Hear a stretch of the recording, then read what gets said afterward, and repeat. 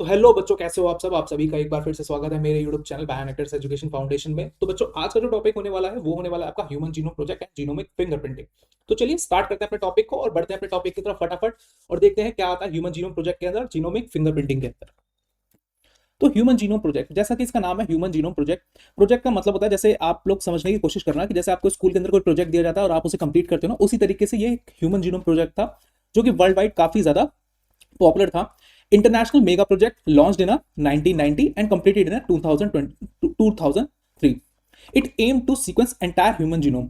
अब इस प्रोजेक्ट का जो मेन एम था क्या था कि पूरे ह्यूमन जीनोम को सीक्वेंस करना और पता लगाना कि ऐसे कौन से रीजन थे जो फंक्शनल थे, ऐसे कौन से रीजन थे जो नॉन फंक्शनल थे। इस ह्यूमन जीनोम प्रोजेक्ट के कुछ गोल्स भी थे। गोल्स कहने का मतलब कि इन्होंने अपने कुछ एम सेट करे थे कि ह्यूमन जीनोम प्रोजेक्ट के अंदर ये चीजें ये डिटरमाइन करेंगे। सबसे पहली चीज थी identify all the approximately 20,000 to 25,000 genes in human DNA. मतलब ह्यूमन डीएनए के अंदर उन्होंने 20 से लेकर 25,000 जीन्स तक उन्हें अप्रोक्सीमेटली आइडेंटिफाई करने थे। Determine the sequence of the 3 billion chemical base pair that makeups a human DNA. मतलब ह्यूमन डीएनए को बनाने वाले 3 बिलियन नाइट्रोजनस बेस पेयर का सीक्वेंस क्या है, ये दूसरा गोल था। थर्ड गोल क्या था, store this information in the databases. मतलब इस इंफॉर्मेशन को कि किस सीक्वेंस में अरेंज है वो नाइट्रोजनस बेस पेयर, जो 3 बिलियन नाइट्रोजनस बेस पेयर की यहाँ पे बात हो रही है, वो किस सीक्वेंस में अरेंज है, इस इंफॉर्मेशन को डाटाबेसेस में स्टोर करना। फोर्थ जो इनका गोल था वो था improve data analysis tool for bio informatics.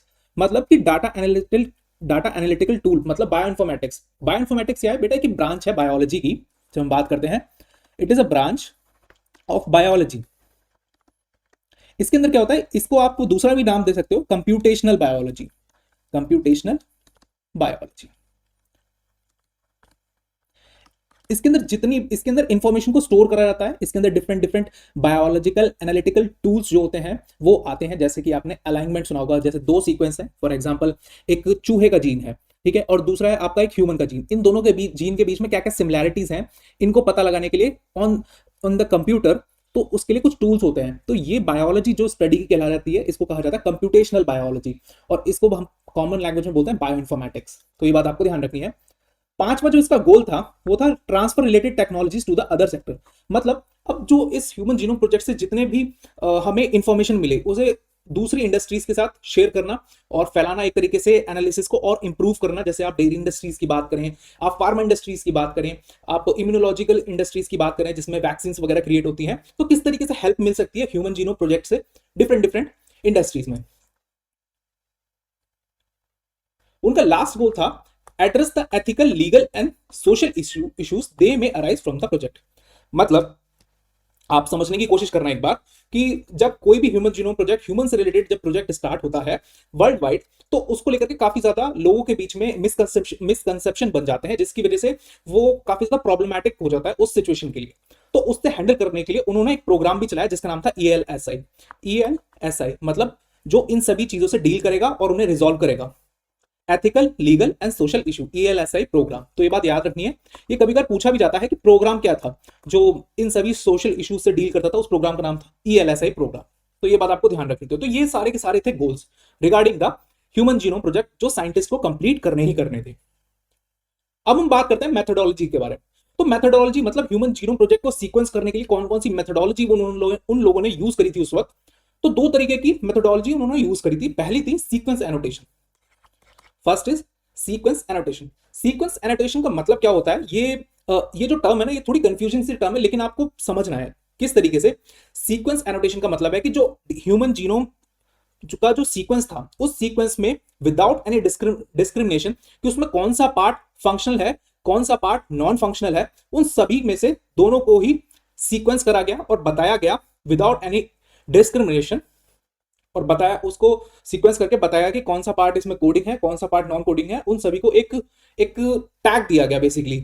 ठीक है, तो ये बात आपको ध्यान रखनी है। Involve इनडिस्क्रिमिनेशन sequencing of the entire set. मतलब उसमें पूरे जीनोम को ही सीक्वेंस करा गया। उसमें ये नहीं देखा गया कि कौन सा कोडिंग है, कौन सा नॉन कोडिंग है, कौन सा फंक्शनल है, कौन सा नॉन फंक्शनल है। Later different regions in the sequence are assign functions. मतलब फिर उसके बाद जो जो कोडिंग सीक्वेंस थे, जो फंक्शनली एक्टिव थे, उन सभी को एक एज अ टैग दे दिया गया, एक डिफरेंट डिफरेंट रीजन असाइन कर दिए गए। दूसरा, एक्सप्रेस्ड सीक्वेंस टैग। मतलब जो भी कोडिंग सीक्वेंस थे, दूसरी थोड़ी इंप्रूवमेंट थी, उसमें होल जीनोम को सीक्वेंस नहीं करा गया मेथोडोलॉजी में, दूसरी में केवल उन्हीं जीनोम को सीक्वेंस करा गया जो फंक्शनल थे, जो आरएनए क्रिएट कर पा रहे थे एक्सप्रेस्ड एज आरएनए, क्योंकि जो जीन एक्सप्रेस्ड होगा, जीन किसका मिलकर के बना होता है, आपका डीएनए।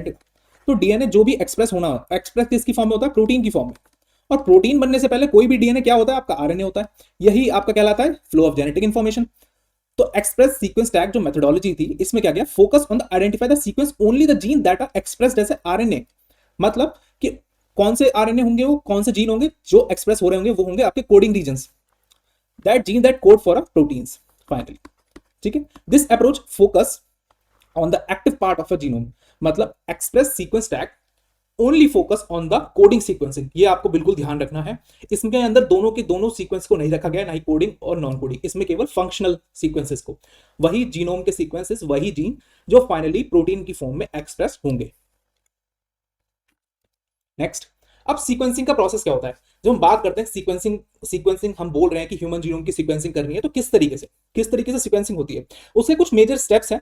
उन मेजर स्टेप्स को यहाँ पे डिटेल में तो नहीं है, लेकिन आपके 12th क्लास के लेवल पे जितना हो सकता है उतना आपको जाना भी चाहिए।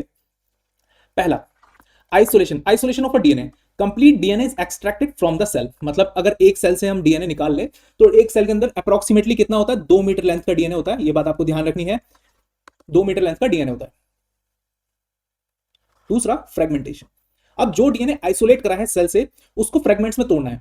फ्रेगमेंट्स में तोड़ने के लिए कौन से एंजाइम का यूज होता है, रेस्ट्रिक्शन एंजाइम्स, रेस्ट्रिक्शन एंजाइम। ये बात बिल्कुल नहीं भूलनी है। अगर आपको बायोटेक, मेरी जाकर के बायोटेक्नोलॉजी वाली वीडियो देखिए, और उसमें मैंने बहुत अच्छे से बता रखा है कि किस तरीके से रेस्ट्रिक्शन एंजाइम जो होते हैं वो कट करते हैं आपके डीएनए को। Third is cloning. क्लोन मतलब वेक्टर के साथ क्लोन करना, हमारे जितने भी डीएनए हैं उन सभी को वेक्टर के साथ क्लोन करना। अब यहां पर जो वेक्टर यूज करे जाते थे, बीएसी और वाईएसी, मतलब बैक्टीरियल आर्टिफिशियल क्रोमोसोम और यीस्ट आर्टिफिशियल क्रोमोसोम। यही जो वेक्टर थे, ये क्यों यूज करे जाते, क्योंकि इनकी कैरिंग कैपेसिटी बहुत ही ज्यादा हाई होती है। कैरिंग कैरिंग कैपेसिटी का मतलब क्या है कि एक तरीके से कितने ज्यादा डीएनए को कैरी कर सकते हैं। अप्रोक्सीमेटली बता रहा हूं, अप्रोक्सीमेटली याद रखना, ये 100 केबी से लेकर के आपके 350 केबी तक डीएनए को कैरी कर सकते हैं। ये बात आपको बिल्कुल ध्यान रखनी है। इसलिए बैक और यैक, इनकी कैरिंग कैपेसिटी हाई है, इसलिए ह्यूमन जीनोम प्रोजेक्ट में डीएनए को कैरी करने के लिए आप ये दो वैक्टर्स यूज करेंगे। और भी बहुत सारे रीजन हो सकते हैं। अगर हम बात करें, ये बैक्टीरियल एक तरीके से प्रोकैरियोटिक मशीनरी है, ये आपकी यूकैरियोटिक मशीनरी है। The fragments are cloned, amplified and suitable host organism like bacteria and yeast using specialised vector. किस तरीके से, जैसे जो रेस्ट्रिक्शन एंजाइम से काफी सारे डीएनए क्रिएट हो गए, ठीक है। फिर उसके बाद हमने इनको लाइगेट करा किसके साथ, वेक्टर के साथ। ये आपके वेक्टर है, ये आपके यैक हो गया और ये आपका बैक हो गया। तो फाइनली इनके साथ इन्हें लाइगेट कर दिया। लाइगेट करने के बाद यीस्ट आर्टिफिशियल क्रोमोसोम है, तो ये यूकैरियोटिक सेल में जाएगा फाइनली, यूकैरियोटिक सेल में। और ये बैक्टीरियल आर्टिफिशियल क्रोमोसोम है, तो ये प्रोकैरियोटिक सेल में जाएगा।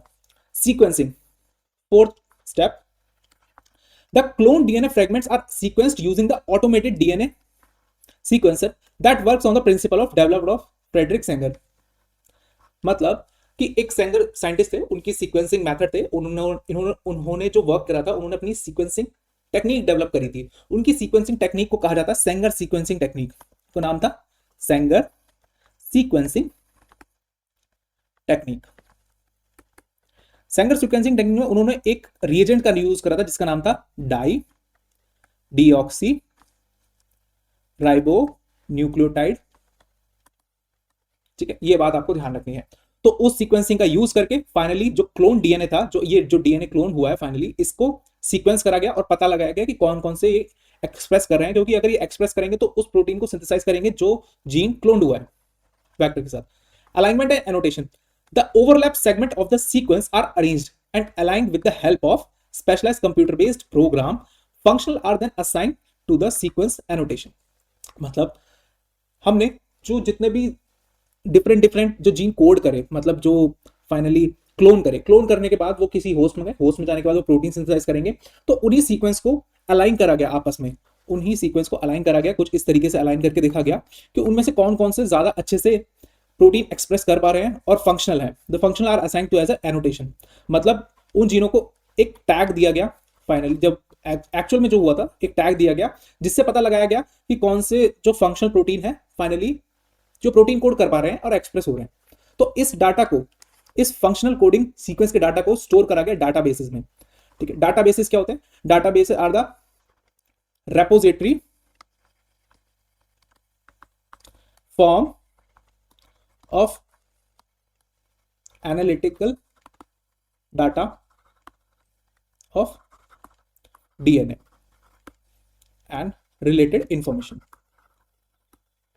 मतलब एक तरीके से वो रेपोजिटरी डाटा होते हैं, उनके अंदर स्टोर करके रखा जाता है डीएनए से रिलेटेड और जितना भी डाटा होता है, फॉर एग्जांपल उसके कोडिंग सीक्वेंस कितने हैं, उसके नॉन कोडिंग सीक्वेंस कितने हैं, उसमें फंक्शनल प्रोटीन कौन सा है, उसमें इंसुलिन सिंथेसाइजिंग जीन कौन सा है ह्यूमन जीनोम के अंदर। तो ये कुछ सीक्वेंसिंग स्टेप थे, इनको आपको याद रखना है। आइसोलेशन, फ्रेगमेंटेशन, क्लोनिंग, फिर उसके बाद सीक्वेंसिंग, फिर अलाइनमेंट एंड एनोटेशन, फिर उसके बाद डाटा स्टोरेज। तो इतना ही है आपके ह्यूमन जीनोम प्रोजेक्ट के बारे में। अब बात करते हैं कुछ फीचर्स की। इन फीचर्स को आपको बिल्कुल ध्यान रखना है क्योंकि एग्जाम के अंदर बहुत ज्यादा पूछा जाता है इनमें से, और जो जो पॉइंट पूछे जाते हैं उन पे मैंने हाईलाइट बिल्कुल कर रखा है, आपको प्लीज ध्यान रखना है। सबसे पहला point, human genome project contain the 3164.7 million nucleotide base pair. मतलब इतने बेस पेयर कंटेन करता है अप्रोक्सीमेटली, जो हमने स्टार्टिंग में पढ़ा था कितने, 3 बिलियन, वो 3 बिलियन से ज्यादा है। The average gene consist of 3000 base pair, मतलब एक जीन के अंदर कितने 3000 बेस पेयर होंगे, but size very greatly. The largest known human gene is a dystrophin on x chromosome 2.4 million basis. मतलब सबसे बड़ा जीन कौन सा है? डिस्ट्रोफिन। ये बात आपको याद रखनी है, ऑन एक्स क्रोमोसोम, जिसके पास 2.4 मिलियन बेसिस है। Third point, the total number of a gene is estimated approximately 30,000। Fourth point, less than 2% of a genome codes for a protein. मतलब ओनली 2%, लेस देन 2% जो जीनोम है उसका वो code करता है, मतलब उसमें 98% कुछ ऐसा है जो बेमतलब का है। 5%, the function of a 50% of the discovered gene is unknown. मतलब 50% का अभी हम पता लगा नहीं पाए हैं, 50% का, जिसमें से 2% आपका कैसा है? फंक्शनल है। ठीक है, और बाकी का कितना 48% कैसा है? नॉन फंक्शनल है, नॉन कोडिंग सीक्वेंस है। The six, 99% of 9% of nucleotide base pair are exactly same in all people. मतलब हर किसी ह्यूमन के अंदर 99.9% of nucleotide base pair are exactly same in all peoples. ठीक है, मतलब 99.9% हर किसी का जीनोम सेम है, बस केवल उस 1% पे डिफरेंट है। 1% पे डिफरेंट होने की वजह से ही आदमी की शक्ल अलग हो जाती है, आदमी का बिहेवियर अलग हो जाता है, और वही चीजें एक इंडिविजुअल को दूसरे इंडिविजुअल से डिफरेंस बनाती है, डिफरेंट बनाती है। A large portion of a human genome is made up of a repetitive sequence। मतलब ये 99.9% वाला जो पार्ट है, ये मेड अप होता है रिपीटेटिव सीक्वेंस। रिपीटेटिव सीक्वेंस क्या होता है? रिपीटेड मैनी टाइम, जैसा कि इनका नाम है रिपीटेटिव सीक्वेंस, तो रिपीट हो रहे होंगे काफी ज्यादा बार, समटाइम्स 100 to 1000 टाइम्स, मतलब 100 से 1000 बार रिपीट हो जाते हैं। These sequence do not code for a protein but shed light on a chromosome structure. मतलब ये हेल्प करते हैं क्रोमोसोम स्ट्रक्चर में, क्रोमोसोमल डायनामिक्स में एंड इवोल्यूशन में। डायनामिक का मतलब होता है एक तरीके से उसकी कन्फर्मेशनल चेंज में, मतलब एक तरीके से उस क्रोमोसोम की लूजनिंग होने, जैसे हमने न्यूक्लियोसोम प्रोटीन पढ़ा था ना, तो न्यूक्लियोसोम प्रोटीन पे उसकी पैकेजिंग को थोड़ा लूज कर देंगे, कभी टाइट कर देंगे, तो इस तरीके से जो स्ट्रक्चर है उसका चेंज होता रहता है। डायनेमिक है। डायनेमिक जो यूज करा जाता है ना, तो ये अनस्टेबिलिटी के लिए यूज करा जाता है। मतलब हम किसी चीज को डायनेमिक बोलते हैं ना कि उसका वो काफी डायनेमिक है, मतलब वो चेंज होता रहता है। Chromosome 1 is the most gene containing the 2968 gene and Y chromosome has the fewest 231, 231 genes. मतलब सबसे बड़ा क्रोमोसोम आपको याद रखना कौन सा? Chromosome number 1। और सबसे छोटा कौन सा है जिसपे जीन है? Chromosome number Y. 9, the sequence of a chromosome 1 was completed in a May 2006। मतलब 2006 में अगर कंप्लीट हुआ है क्रोमोसोम नंबर 1 का, क्योंकि उसके पास सबसे ज्यादा जीन थे, कितने? 2968। 10th point, single nucleotide polymorphism, SNPs. SNPs are present, वही एसएनपीज है, वही जो 99.9% तो सेम थे, बट 0.1% इज डिफरेंट। वही single nucleotide polymorphism occur at 1.4 million location. मतलब एक ह्यूमन जीनोम प्रोजेक्ट में वो सिंगल न्यूक्लियोटाइड का पॉलीमॉर्फिज्म, पॉलीमॉर्फिज्म का मतलब क्या होता है इसको आप समझो 2 मिनट।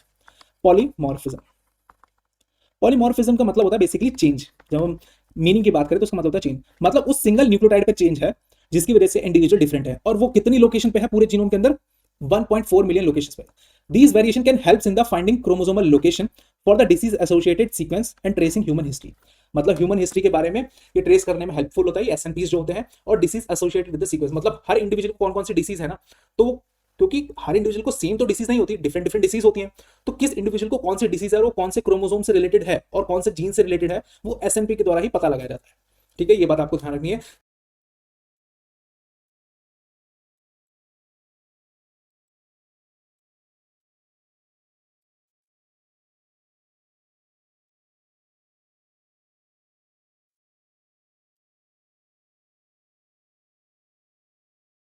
तो चलिए बच्चों, अब हम समझते हैं डीएनए फिंगरप्रिंटिंग के बारे में, यानी कि डीएनए प्रोफाइलिंग के बारे में। इसी को कहा जाता है आपका जीनोमिक फिंगरप्रिंटिंग। इसी तरीके से आपकी आरएनए फिंगरप्रिंटिंग भी होती है, जिसमें हम आरएनए के बारे में पढ़ते हैं और बात करते हैं।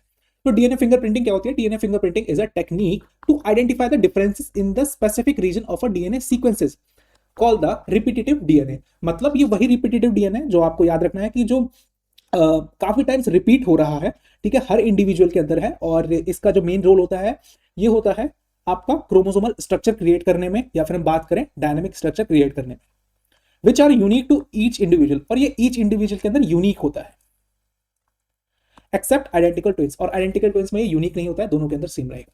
This technique was developed by the Alex Jeffrey in 1984। Principle, The principle is based on the DNA polymorphism, variation at the genetic level in the repeated DNA। मतलब जो DNA polymorphism वर्ड का मतलब भी क्या होता है? चेंज। पॉलीमॉर्फिज्म का मतलब क्या है? चेंज। तो DNA polymorphism variation at the genetic level in the repetitive DNA के अंदर जो चेंजेस होते हैं, उन्हीं चेंजेस के बेसिस पर the DNA polymorphism occur in the repetitive DNA. On the basis of that the DNA fingerprinting technique is developed. तो ये बात आपको ध्यान रखनी है। रिपीटेटिव डीएनए क्या होता है? These are the small stretches of a DNA repeats many time. मतलब मेनी टाइम जो रिपीट होगा उसे रिपीटेटिव डीएनए कहेंगे। तो they are separated from the bulk genomic DNA as a small band called the satellite DNA during the density graded centrifugation. मतलब इसी repetitive DNA को कहा गया सैटेलाइट डीएनए। अब इस सैटेलाइट डीएनए ये किस तरीके के स्मॉल बैंड क्रिएट करते हैं जब इन्हें डेंसिटी ग्रेडियंट सेंट्रीफ्यूगेशन के अंदर डाला जाता है। सेंट्रीफ्यूगेशन वो होता है जहां पर आपके जो हैवी पार्टिकल्स जो होते हैं वो सेटल डाउन हो जाते हैं, और जो लाइटर पार्टिकल होते हैं वो सुपरनेटेंट में आ जाते हैं, या फिर हम बात करें वो पैलेट में नहीं होते, वो या तो मिडल ऑफ द ट्यूब होंगे या फिर सुपरनेटेंट में होंगे। ठीक है, तो ये स्मॉल बैंड क्रिएट करते हैं। जैसे ये माइक्रोसेंट्रीफ्यूज ट्यूब है तो उसमें एक स्मॉल बैंड क्रिएट करेंगे, ये सैटेलाइट डीएनए कहलाएंगे। अब सैटेलाइट डीएनए के टाइप्स क्या क्या होते हैं? एक होता है माइक्रो सैटेलाइट, मिनी सैटेलाइट और मेजर सैटेलाइट। ये माइक्रो, मिनी, मेजर, ये नाम रखे जो गए हैं डीएनए के, ये डिफरेंट डिफरेंट लेंथ के ऊपर रखे गए हैं। For example 1 to 6 base pair, मतलब 6 ही नाइट्रोजनस बेस पेयर अवेलेबल होंगे इन द माइक्रो सैटेलाइट। उनका यूज किस में करा जाता है? डीएनए फिंगरप्रिंटिंग में। मिनी सैटेलाइट 10 से लेकर के 100 base pair, nitrogenous base pair available होंगे तो उन्हें हम कहेंगे मिनी सैटेलाइट। ठीक है, इनका यूज करा जाता है डीएनए फिंगरप्रिंटिंग पे। मेजर सैटेलाइट में approximately 100 base pair to 1000 base pair. ठीक है, 1000 का मतलब कितना होता है? 1 kb। तो ये बात आपको ध्यान रखनी है। तो ये रीजन में प्रेजेंट होता है सेंट्रोमेरिक रीजन एंड टीलोमेरिक रीजन में। वीएनटीआर का मतलब क्या होता है? वीएनटीआर का मतलब होता है variable number of tandem repeats. Variable number of tandem repeats. ठीक है, ये बात आपको ध्यान रखनी है। एसटीआर का short tandem repeats, short tandem repeats. ये बात आपको बिल्कुल भूलनी नहीं है, याद रखिए। ठीक है, तो एसटीआर की बात कही जाए, वीएनटीआर की बात करी जाए, तो ये आपको ध्यान रखना है। वीएनटीआर का मतलब क्या है? आपका मिनी सैटेलाइट। और मिनी सैटेलाइट क्या है? एक तरीके का सैटेलाइट डीएनए है, यानी कि रिपीटेटिव डीएनए जो काफी टाइम्स रिपीट हो रहा है। और इसी रिपीटेड डीएनए के अंदर चेंज को हम कहते हैं डीएनए पॉलीमॉर्फिज्म। और on the basis of DNA polymorphism the DNA fingerprinting technique is developed by the Alex Jeffrey in 1984। अब बढ़ते हैं इस डीएनए फिंगरप्रिंटिंग टेक्निक के प्रोसेस के बारे में कि किस तरीके से ये प्रोसेस होता है। सबसे पहले जैसे हमने पीछे पढ़ा था ह्यूमन जीनोम प्रोजेक्ट के अंदर सीक्वेंसिंग के बारे में, उसी स्टेप से ही स्टार्टिंग करते हैं। सबसे पहला स्टेप उसके अंदर भी क्या था? Isolation of DNA. अब भाई जब डीएनए फिंगरप्रिंटिंग करनी है या फिर आपको डीएनए सीक्वेंसिंग करनी है तो डीएनए तो आइसोलेट करना पड़ेगा ना।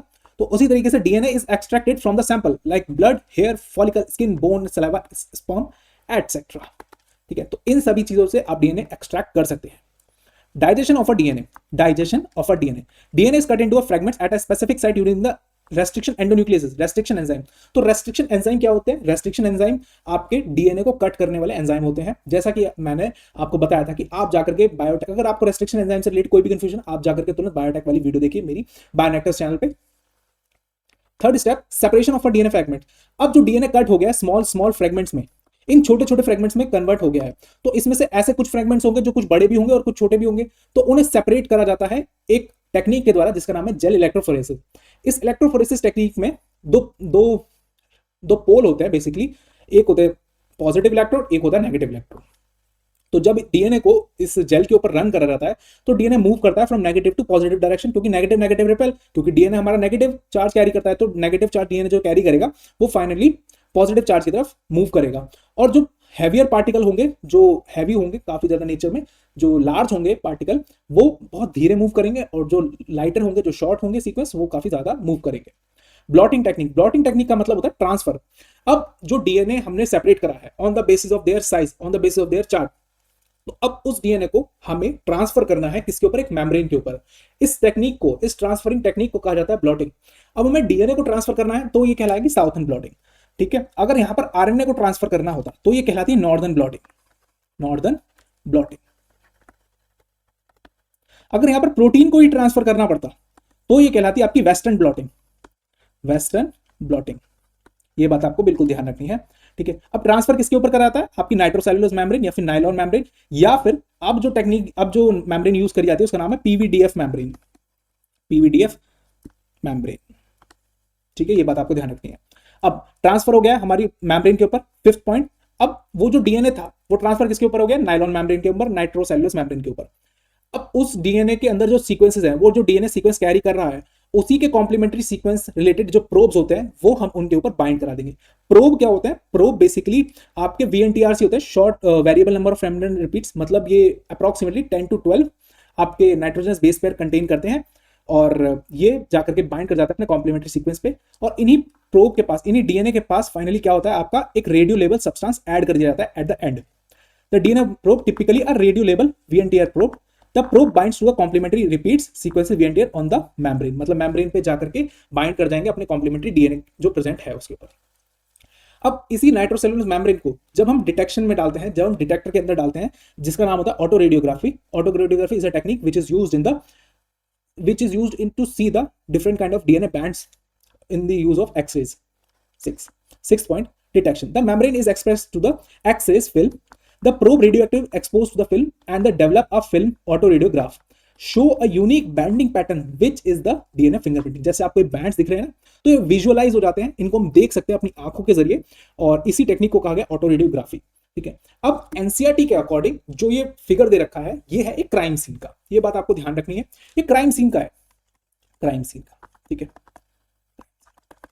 अब क्राइम सीन पे ये दोनों तो हैं सस्पेक्ट, ठीक है, ये दोनों कैसे हैं, suspect, individual A and individual B, ठीक है। और ये क्राइम सीन से डीएनए लिया गया है। अब क्राइम सीन पे कौन प्रेजेंट था उस वक्त क्राइम करते वक्त, ठीक है, इन दोनों में से ये सस्पेक्ट है, तो ये कैसे पता लगाया जाए, तो मतलब जीनोमिक फिंगरप्रिंटिंग बहुत बढ़िया टेक्निक है। इससे हम क्या करेंगे, इनके डीएनए की प्रोफाइलिंग निकालेंगे। तो वहां पर जो डीएनए मिला था क्राइम सीन पर, उसकी हमने प्रोफाइलिंग करी, तो उसके अंदर हमने स्टडी किससे करा, क्रोमोसोम नंबर 7, 12 और 16, ठीक है। ये जो दो दे रखे हैं, ये है आपके, जब आप सिस्टर क्रोमैटिड्स की बात करते हैं ना, क्रोमोसोम के सिस्टर क्रोमैटिड, तो एक जो होता है कहां से आता है, फादर से, एक जो होता है मदर से आता है, ठीक है। मदर वाले को हम क्या कहते हैं, मैटरनल क्रोमोसोम, फादर वाले को पैटर्नल क्रोमोसोम। तो उसी तरीके से हमने ऑटो रेडियोग्राफ जनरेट करा इंडिविजुअल सी का, और ये जो सस्पेक्ट थे individual A and individual B, उन्हीं के डीएनए के अंदर सेम यही क्रोमोसोम लिए, क्रोमोसोम 2, 16, 7, 2 एंड 16, ठीक है। तो ये बात आपको ध्यान रखनी है। अब इन ए के ऑटो रेडियोग्राफ क्रिएट करा गया डीएनए फिंगरप्रिंटिंग की मदद से, उसी तरीके से बी जो इंडिविजुअल था उसी का ऑटो रेडियोग्राफ जनरेट करा गया डीएनए फिंगरप्रिंटिंग की मदद से। अब जो क्राइम सीन पर अवेलेबल था, जो हमें डीएनए मिला था, उससे हम मिला करके चेक कर लेंगे किसके ज्यादा, कौन ज्यादा इंडिविजुअल प्रेजेंट था।